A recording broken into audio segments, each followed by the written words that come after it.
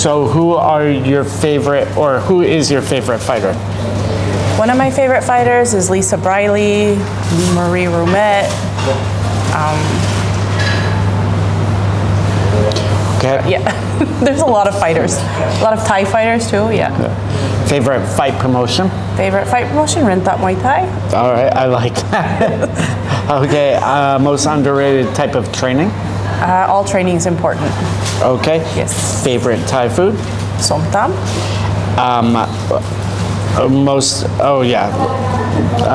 What is a piece of advice that new fighters need to know?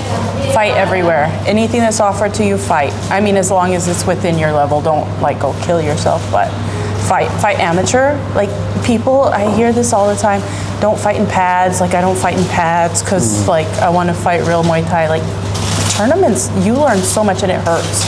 Those pads hurt. If you're fighting like 3-4 times in a weekend or whatever, that's a great experience. Yeah. And you fought everywhere. We Max Muay Thai, Fairtex Fight. If not me, but our fighters. Yeah, your fighters.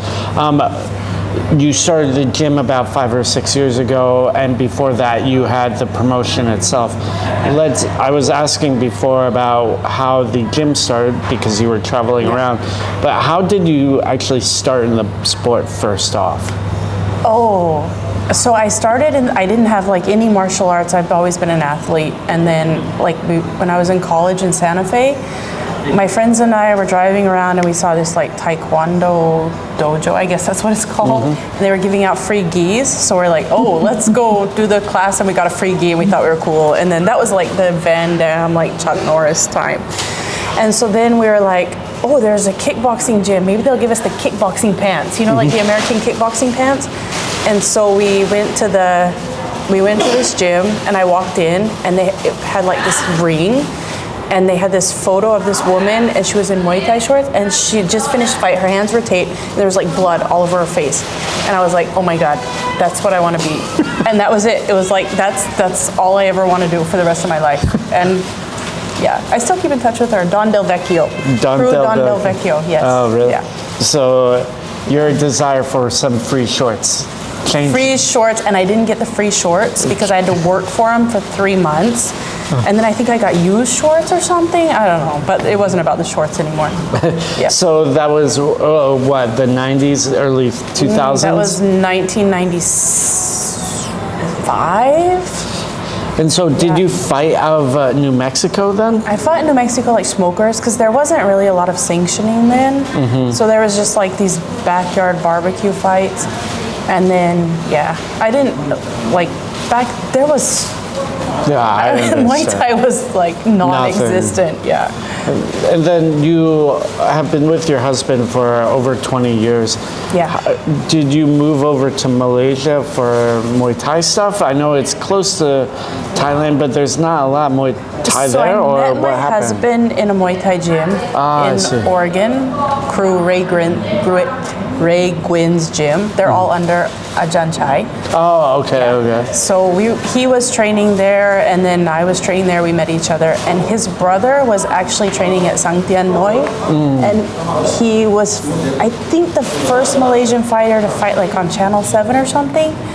And so my husband was like fighting on the border. He never like made it to like the stadiums and stuff, but yeah. So we were like training in Oregon, and then we got married and came back, and he was still fighting around there.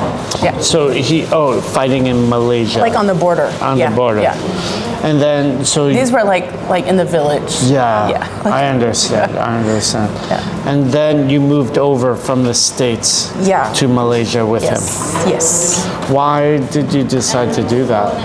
Because we were in love, I guess. Why else? Well, I don't know. I guess like I was 20. I don't know what I was doing. Yeah. Why didn't you stay in America? You want to see the world, or? I grew up in a really small town in New Mexico, rural New Mexico, and I just wanted out. And then I went to Santa Fe, went to Oregon, and was like, why not go to Malaysia? Yeah. That is definitely out. Yeah. I mean, I understand. Like in my senior high school yearbook, it was leave Kobuskill, Yes. the small, shitty town I'm from in upstate New York. Yeah. I did it. Like, I wanted to go to the other side of the world. And so, at the time, there wasn't a lot of Muay Thai in Malaysia, though, correct? There's always been Muay Thai in the north. Yeah. Like, people don't realize that. It's called Tomoy, but it's like you have like Laos boxing, you have Kun Khmer, Malaysia has Tomoy. So it's always been there, like on the north, southern Thai border. I see, So they would fight like every week up there. Yeah. So quite often, and then because you were fighting so often. I wasn't, like, I couldn't touch the ring. I couldn't, like, no. But your husband and then was fighting, the kids as well. Yeah. If you like this interview with Jennana, who has done a lot for Muay Thai in Malaysia and around the world, I think you will also like this. My new book, Muay Thai, The Complete Insider's Guide to Training, Fighting, and Business, is available on Amazon.com. Just search it and it can be on your doorstep. Interviews with people like Danny Rodriguez, Junior Fairtax, and more. It has everything. Thanks for grabbing it. Okay, we have moved locations, and you moved locations eventually from the States to Malaysia because, as we were saying, your husband was fighting more at the top of the Malaysian border. And when did you stop fighting then? Were you able to, you were not able to fight in Malaysia? No, like there wasn't anything happening. We would go to, like, he trained at Khao Samrit on and off, and even there I couldn't touch the ring. I couldn't, which was fine because that's how it was then. And then I came back to Malaysia and I fought the first professional women's Muay Thai fight in Malaysia. Yeah. What was that like? Who did you fight? I fought a Thai girl. Like, the weight was, I think I was like 55 kg and she was like 80 kg or something, but I was just so happy to fight. I didn't care. And I got plumbed to death. Like, I couldn't even sit on the toilet for a week. It was so bad. Yeah, but it was the first women's, we went all 5 rounds, went to decision. And yeah, it was just a good experience. And now women's Muay Thai is booming in Malaysia. Yeah. Oh, that's very good. Yeah. Were you able to fight in Thailand after that, or? No, I retired because I retired after, like, before I had my first son. So that was like in 2002. Oh. 2001 was my last fight. Yeah, so that was very early. Yeah. Because I came out for the first time in 2007. And there were very few women. There was Rangsit had, but that was after me. Right. Yeah. Rangsit was like 2005. Maybe he had like sousing as like a little kid or something. I was on it. I think I was on Malaysian Airlines or Thai Airways, and I opened the magazine. Like, this was before internet. Like, we were reading magazines, and I opened it and it had this whole story, which was written by my first crew in Santa Fe. She had moved to Thailand. We'd lost touch because there wasn't email, there wasn't anything. And she wrote this article about these women fighting in Rangsit. And I was reading it and I looked at her name and I was like, wow, there's women fighting in Rangsit? Like, this is the coolest thing ever. Yeah, if you go to Rangsit, they have like the photos and pictures and stuff. So it's definitely a different time. Yeah. So is that one of the reasons why you started Muay Girl Promotions, and what is that like? So that was like way later, and then my husband, we decided that we needed to feed our kids, so he became a police officer. He stopped fighting, and then the kids were small and we were busy. We were living in the city too, in KL, and it was like too hard to train. Like, we had a bag at home and we'd go to the gym on and off, but not like full time.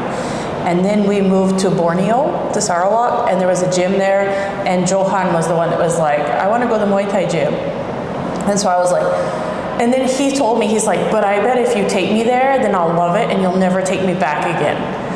And so I was like, no, that's not going to happen. I'm like, what's going to happen is we're going to be there every day for the rest of our lives. And so that's how it started. He was like 9, maybe 8 or 9 at that time. So Elias, the older brother, was not interested in it at first? No, he did not want to fight. He was like anti-Muay Thai. He's a skateboarder and he played football, soccer. Yeah, and he was like, no, I don't want to go to the gym. I don't want to fight. And he'd wear a school uniform and sit on the floor and just look miserable. Yeah. and now even your youngest, I remember when I first met her, maybe about 3 years ago, Maybe. when Johan Fairtex fought. I was like, oh, when are you going to fight? Yeah. And she was like, I did fight though. no, her. Oh, Mia. Oh, Mia. yeah. Mia wasn't ever going to fight. She was a gymnast and she was also not going to fight. And then suddenly one day she's like, okay, I'm going to fight. And then she fought like 20 times in a year. Yeah, that's a lot. Yeah. So what? And she said, but I'm going to fight in Thailand and I'm going to fight pro. And so we're like, all right. And then she cried in the middle of the fight. And we're like, why are you crying? It hurts. She kept doing it. Yeah. And why do you think Elias has switched his mind? There was a trainer who kept telling him that he could be the best fighter. And I think finally Elias was like, okay, let me try it. And yeah, true enough, Elias is the most natural. He's the best of my kids technically. Yeah. It comes to him the easiest. And did the promotional side of working in the sport come very easy? How did that develop? So the promotion started, Delfina and I, because she was still, actually I came back and I fought a few times. My husband also fought a few times, I think like between 2016 to 2020, mostly just to like be involved with the kids. And so Delfina was fighting and we would do these long runs, like these 10K runs. And we'd have like all these ideas, like let's start this promotion and we're gonna build Malaysian fighters. And then like we went and we opened a business, we opened this event management, and then yeah, it went from there, and that's what we did. We built Malaysian fighters. And how many, so you have Rentap Fighting Championship, Yeah. and then Muay Girl Promotions. It's the same company or different No. promotions? So Muay Girl Promotions is our promotion company, and then it's separate. Our promotion is Rentap Fighting Championship, and then the gym was like an accident. I never wanted a gym, and we just kind of accidentally ended up in a gym, and here we are. Yeah. So let's talk a little bit more about the promotion side of things. So you and Delfina had this plan. You've had at least a handful of shows already with international interest, like for partnership. Can you tell me about like how the first sort of shows came about and what they were like? Like everything in my life, it's like, all right, let's do this, and then the next thing you know, we've got this big show with like we're flying in people from. I mean, we've had Norway, we've had Iran, we have like the national Canadian team come. They train at Rentap. Oh, right. Yeah. I think I remember so that. Quite a few Canadians fight. I mean, we have people from everywhere. Our first show was pretty big, and then yeah, it's just been bigger and bigger since then. And how many people come out to the show? How many bouts are on a card? I like the professional side, and usually we have 7. We've messed up before, and we've had like 10 bouts, and we noticed by about the 7th bout, people just kind of, it doesn't matter who the superstar is after the 7th, people get tired and start going home. So now we keep it at 7. But Delfina is really into the amateur Muay Thai, and she's really passionate about building the local amateur scene. So we do daytime fights. We've had like, I don't know, we do like 20, 30 fights in the day, and then we come back at night and do about 7 pro fights, and we do 2 days usually. So day 1 is going to be like amateurs, both days. Both days. So it's set up similar to Rebellion and Roots. I have no idea. So yeah, so Sai Naji's show in Australia, what he does is he has Roots undercard, which is like semi-pro 3-round fights, and there's maybe 6 or 7. Then there's a break, and the main evening show. Okay. The main evening show goes from like 8 to 11, with the earlier show starting at 4. Yeah. You know, so it's like, oh, okay, you're here for some fights, or the afternoon. Okay, Yeah. the evening show is a real thing. So ours is the same. So we have like morning, we start like 8 a.m.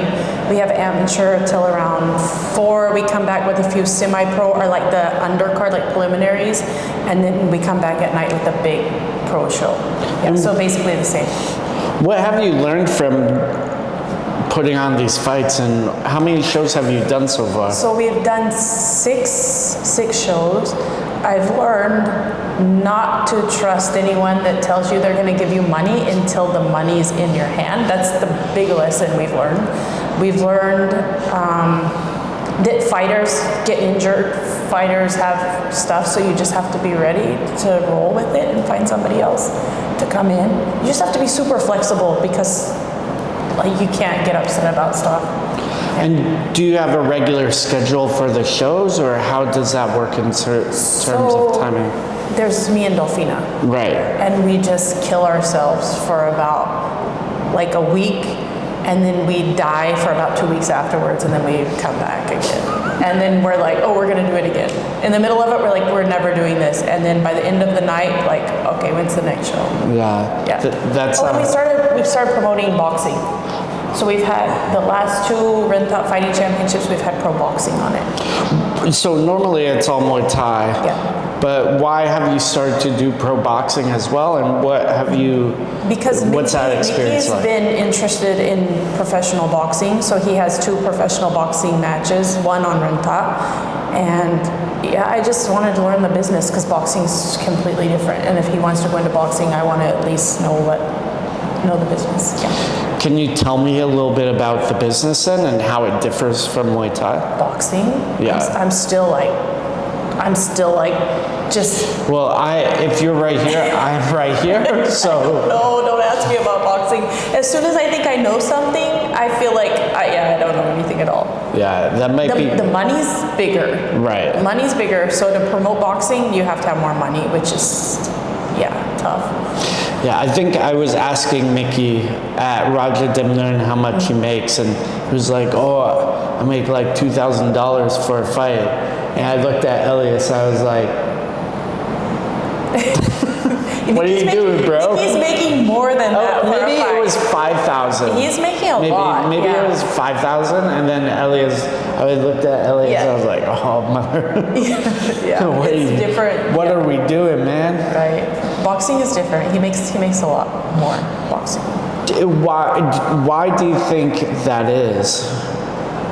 Because boxing's been around, and it's more like,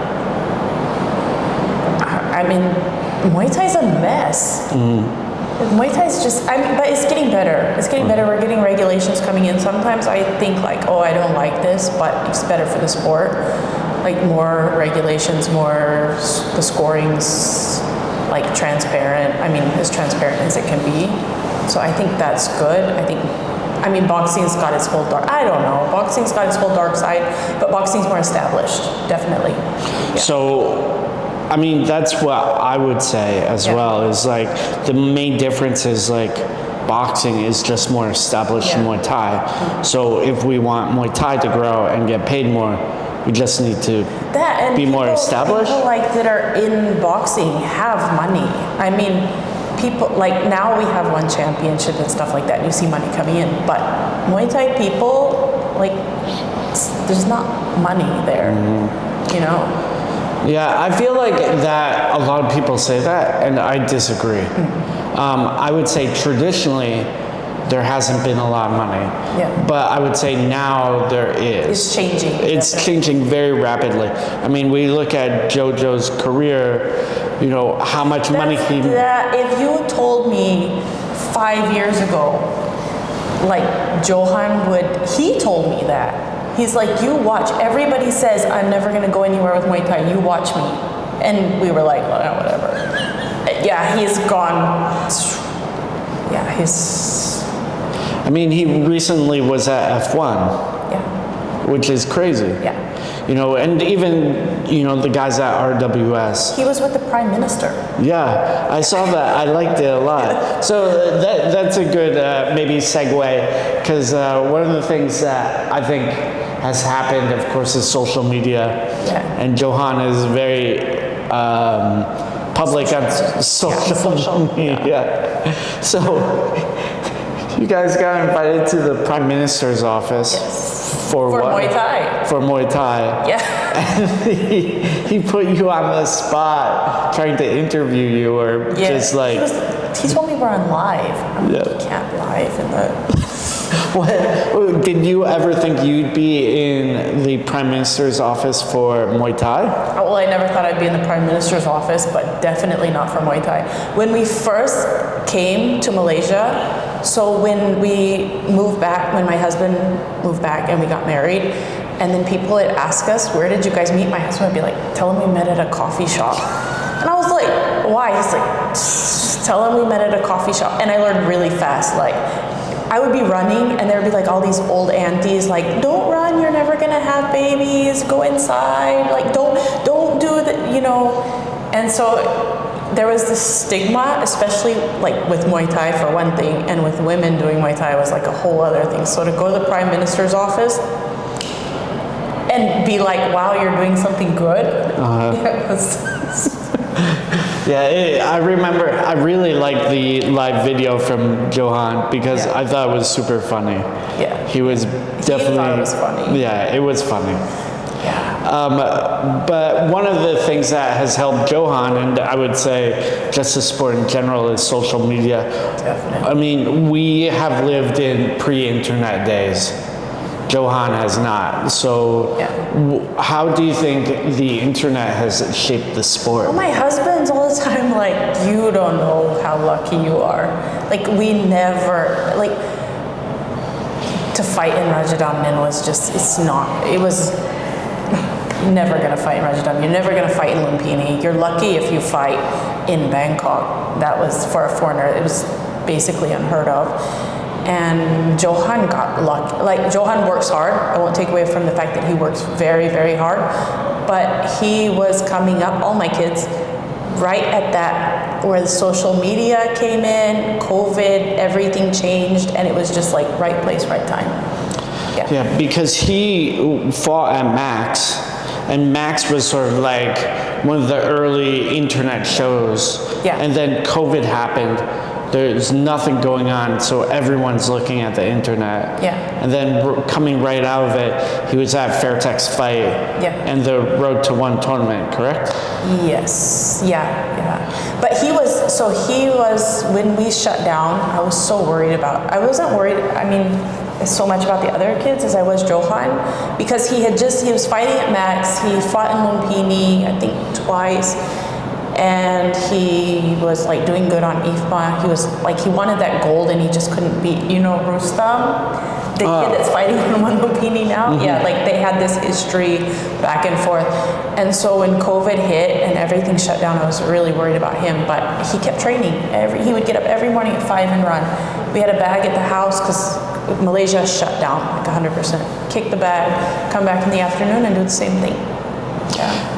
And I know, you know, Malaysia is close to Thailand, but culturally it seems a little different online. You know, I posted a TikTok of your daughter a while ago, and there's so many comments, so many people like talking about it. How would you say Malaysian social media is versus like Thai, or what's been your experience like? I mean, because I can't read Thai, Malaysians are crazy. They're like internet bullies. They're horrible.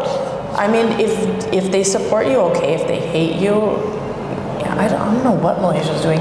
But I think Thailand kind of does that too, because I see a lot of the fighters complaining about like, support your fighters. Yeah, I mean, Malaysia's, I don't know. Maybe, I mean, it's like that with everyone and everywhere. I don't know. Yeah, because I know I have Facebook. Right. I don't have TikTok. I don't have Instagram. So I don't know what's happening there. Fair enough. Yeah. I know Petanong has gone mad at like internet people before, and it's like, I'm going to sue you. Yes. And he sued. And so in some degree, I like that because, you know, one of the things about the internet is it allows people to talk that maybe shouldn't be able to talk. And like there's a degree of anonymity or like, it's all like fake profile accounts anyways. Yeah. But how would you say social media has helped? Without social media, this doesn't exist. Like, we don't exist. Yeah. And do you think it's directly impacted the fighting championship promotion and or the gym? Yeah, definitely. Like for Rentap Fighting Championship,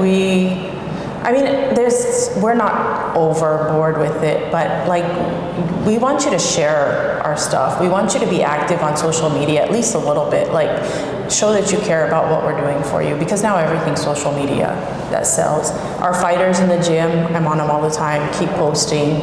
We have a photographer, we have a content creator there. Use it. Like they're there for you. Use it. If you don't use it, like I can't help you. We gave you all the tools to get sponsorships, because like fighting still doesn't pay that well, but your sponsorships pay that well. So you have to be proactive in that.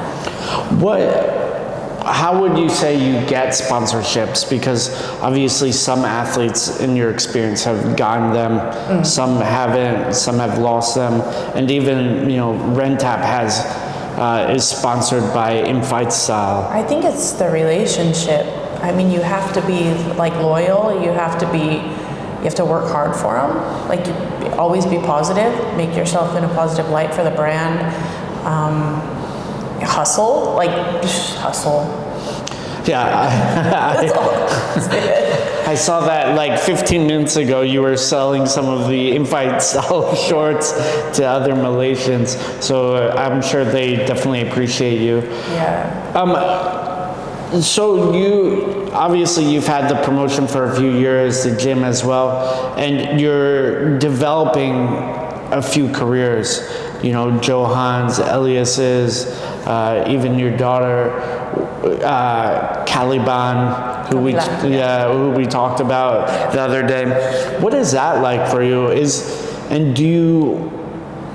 is that experience like? So, I've got those fighters, but we're working with a program called Discover Muay Thai, which it means more to me than this.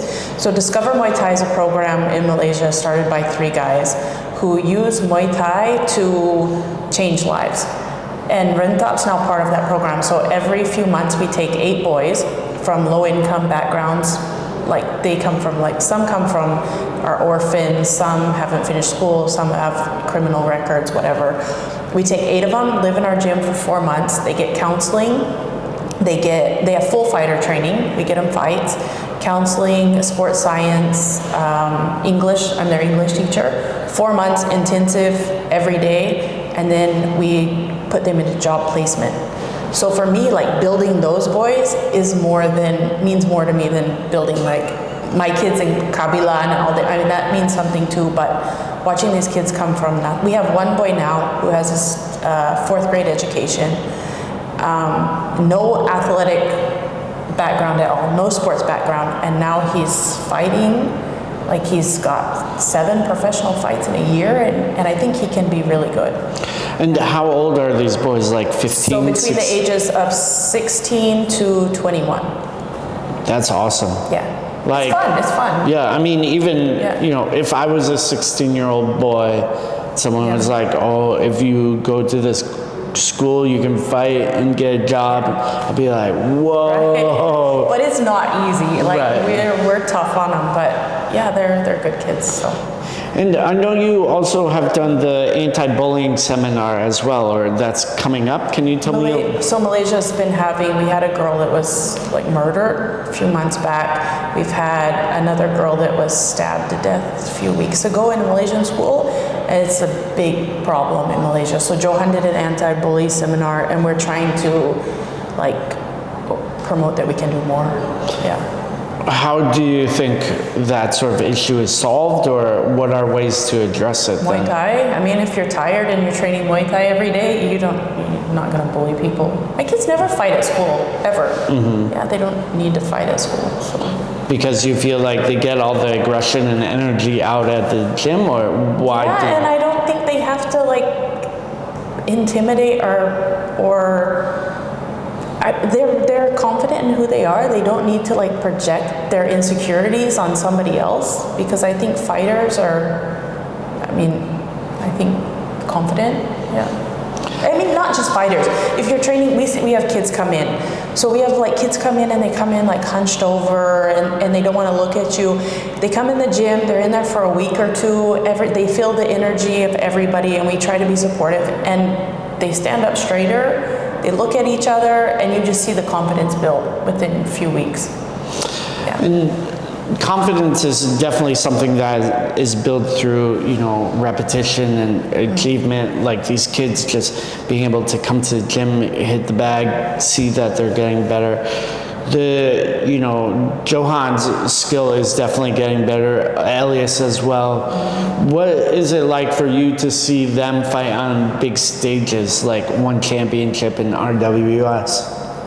It's like, of course, it's exciting. Watching Johan fight is scary. Yeah, like. Oh, you're reliving it. Yeah, you're reliving it. Elias, I don't get as nervous because Elias is a really smart fighter. I know he's smart. Johann's like all in, which just makes him Johan. Mickey's coming up now. Mickey, the levels are going up and it's getting stressful. Yeah, before it was like fight, win, lose, whatever, fight everybody, and now like he's getting that man body, and it changes the game.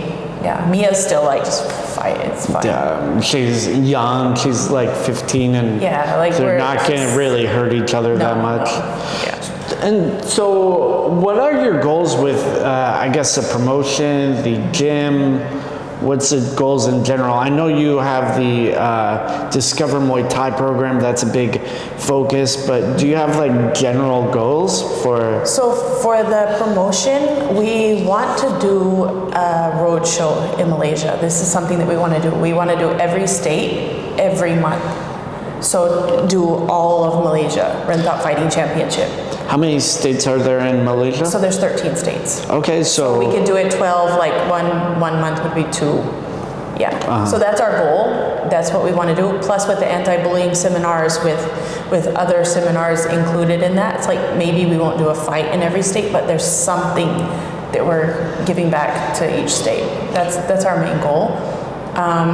We don't want to bring in, like when we first started doing the fights, we were bringing in like really, really high level fights, but that's not building up the local grassroots level. So we're talent spotting now and we're trying to bring in the WBC belt ranking system, the national belts. So we want to start bringing up Malaysian talent and start bringing them up for the international level. And what's your timeline, do you think, on this road show next year? Hopefully next year, and we propose 3 years. Mm-hmm. Yeah, so that's our proposal. So if we can start next year, and then we go through 2029. Yeah, that would be game changing for Malaysia. Because these kids need that consistency. Yeah, because like the kids, if they fight, you know, okay, how far away are the states in Malaysia? It's not super far, well, right? we're far because we're in Borneo. But we can fly, and then once you're on Peninsula Malaysia, you can drive. There's fights happening like every weekend in Malaysia. But the thing is, the matchmaking isn't that great. And it's the same people fighting over and over. These young kids aren't getting the chance to come up. Yeah. I see. So wrapping things up, I know that you have some hungry kids next door. Yes. Is there anything you wanted to talk about that we didn't get a chance to talk about? Nope, I think that's everything. Okay, well, for those of you out there in internet land that are interested in following Rentap Fighting Championship and other things going on with you, where is the best way to follow along? So we have Instagram, we have Facebook, we have TikTok, we have rentapmuaythai@gmail.com. You can email us. I mean, find us anywhere. We're all over the place. Yeah. All right. Well, hopefully in 2026 you will be all over Malaysia with the roadshow. Yes. And more Discover Muay Thai. Yes. And we're hoping to open maybe another Rentap Muay Thai in Peninsula Malaysia. All right. We see because Borneo's far. I see. Yeah. We see what happens. 2026 sounding good. Yes. Thank you.